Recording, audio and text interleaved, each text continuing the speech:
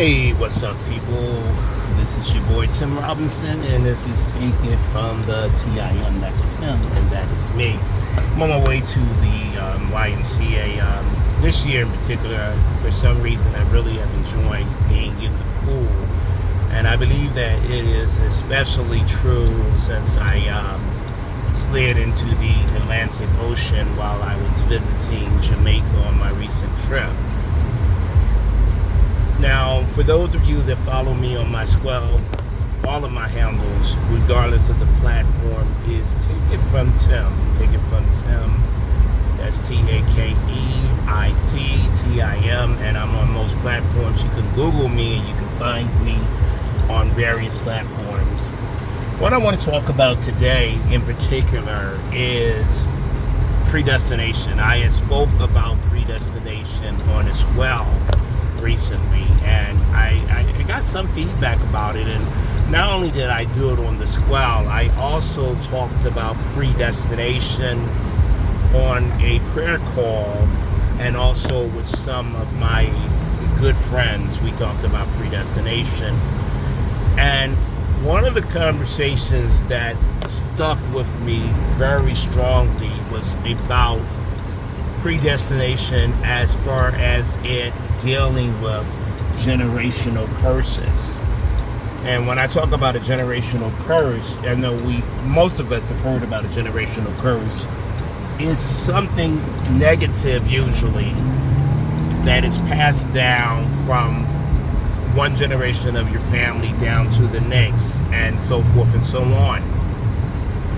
And my very good friend Walter Herman, or Pastor Walt, as we can call him, he spoke very poignantly on predestination with generational curses. And what he said, he used a story about the individual that was at the guy that Jesus cured that was blind, and Jesus put the mud into his eyes, and he told him to go down to the water and to bathe his eyes.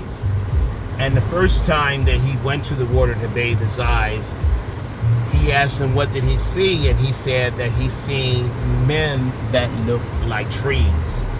So he went further on and he did it again, and he once again instructed him to go down to the water and to tell him what did he see. And on this particular time, the gentleman was able to see clearly. Now, what I like about the subject when we talk about generational curses with that is that he told him to go to the officials and tell them about what happened.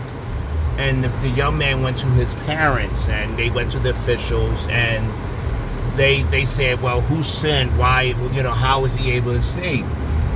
And the gentleman said, well, his parents said, actually, well, he's my son, and yes, he was blind from birth, and I do not know why he sees. And the young man spoke up and he said, well, I don't know how this is. He said, but all I do know is that I was blind and now I see. And the way that he used that as far as redemption and predestination is that some things that are within our genealogy or our DNA or within us as individuals through the generations could be passed down to generations, and we could have things about us that we say we were born with. A lot of times people have things that may be contrary to what the words say, and you say, well, I was born with that. That's how I was born. And a lot of times, some individuals cannot understand how you say that you were born with it. But if it was a seed that was passed down through generations, through your bloodline, it is very possible that you can be born with it. Now, when we go a little bit further into that, and we look at the man that was blind and could see, he said, well, I don't know how this is possible, but I know that I was once blind, but now I see. And that's the same thing about getting over or getting out of strongholds that are in our families, like whatever. It could be perversions, it could be lack of energy, enthusiasm, going through years of impoverished situations and life is never improving. These could be things that have been passed down from generations, and you indeed were born with these things. But just because you were born with them does not mean that there is no way for you to have redemption. And in this situation, you see when the mud was on his eyes, in the beginning he could not see clearly, even after Jesus put the mud on his eyes and told him to go and wash his eyes. And he had to do it again. And when he did it again, he was able to see clearly. Now, some of us say, well, I've been praying for redemption about something for years and I have yet to find redemption. Sometimes we may have to go down to the pool and we may have to wash over and over again, 3 times, 4 times, 5 times. But if our mindset is on the fact that we want to be delivered from whatever the situation is, we can be delivered. But we have to allow the process. We have to allow ourselves to stay the course and not be discouraged when we are not immediately delivered from something that we feel.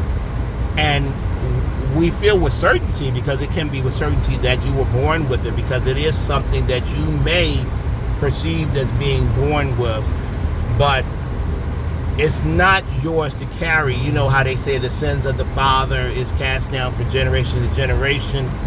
That is a form of us being born with something that is different from what the word says that we should have within us. So, Brother Walter Harmon, I want to thank you for opening my eyes to be able to see a better rendition of that.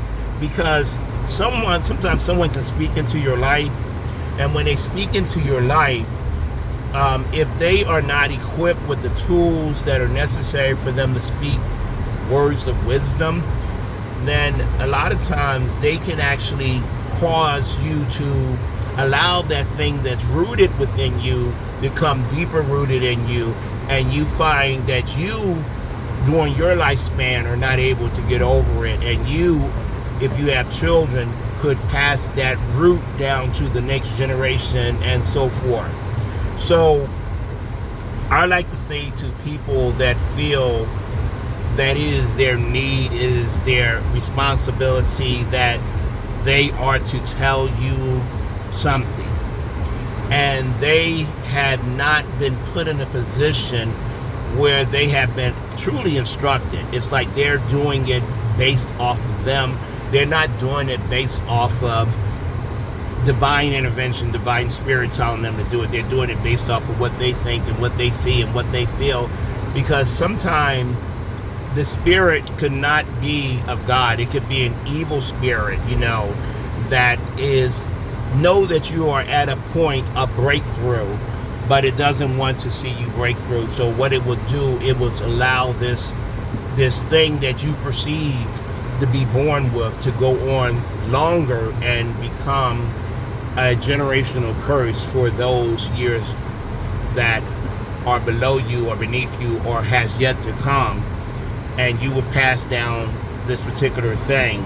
It's just like if you engage in a bad habit, and that bad habit is passed down to the next generation and the next generation. Another great example of that is I was at the pool just a few days ago, and it was 2 children that looked identically alike, but one was 7 years older than the other. And the father and I was talking, and the father said, not only do they look the same, they have almost all the same traits. So he said, when I see the youngest one and his traits, I think he was maybe 3 years old, and he said, when I see his traits, I see his same traits that I seen in the older one that was probably like 10. He said the traits had passed down. So if those traits could pass from sibling to siblings, it could pass from parents to parents to children, from grandparents to children and great-grands, and so forth and so on. So that when someone is born, they can truly say that they were born with something, but that which they are born with doesn't necessarily have to come from them. It could come from generations that pass down.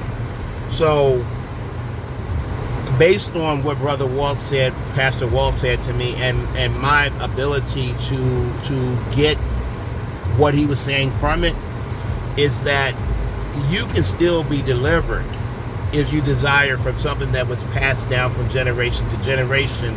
If the word says that it's not a part of you, then you are able to get rid of that. So what you have to do is you have to, first of all, you have to want to get rid of it. And sometimes these things are so entangled within us that we don't want to be delivered from things because we feel that these things are a part of our makeup. And once these things take root in us, we find that we like certain things about them, certain qualities about them. Even though they may be wrong, we begin to like the thing that we should be against. So first of all, you have to want to get rid of it. You have the desire to get rid of it. Next, you have to be steadfast and unmovable, meaning that you have to believe that you can be delivered and you can be set free from whatever this thing may be. And third, you must pray. You yourself must pray for deliverance. It's not just about someone else praying over you or laying hands on you. It's also about you taking the opportunity and praying for yourself for deliverance of this thing. And fourth and final is realizing it is a process. Because these things are passed down from generations to generations, they are not going to go away overnight. They're going to take a process to go through. But you can and you will be delivered if you stay the course. And I'm learning that from myself, and I hope that what I'm saying to you grab roots within you, that you can find your absolute deliverance in the things that you feel you were born with, but the things that you know in the Word are not something that you should be doing. So this is Tim Robinson, and this is Take It From the TIN. That's Tim, that's me. I hope that you found value in the words that I'm sharing with you, because I believe that there is value in this. Knowing that something that grabs a hold of you and is passed down from generation to generation can be cut and stopped right where you are. So I hope that you found value with that. And I hope that you start listening to my podcasts and my swells when we talk about some issues that I haven't really been discussing before, but I'm going to start discussing more now. So take a part of the conversation. Tell me what you think or what you got from this message, and hopefully you got something positive. Again, this is Tim Robinson. Let's Take It From the TIN. That's Tim. That's me. I hope you got something from this message. I'll listen. I'll look for you in the next message. Bye-bye for now.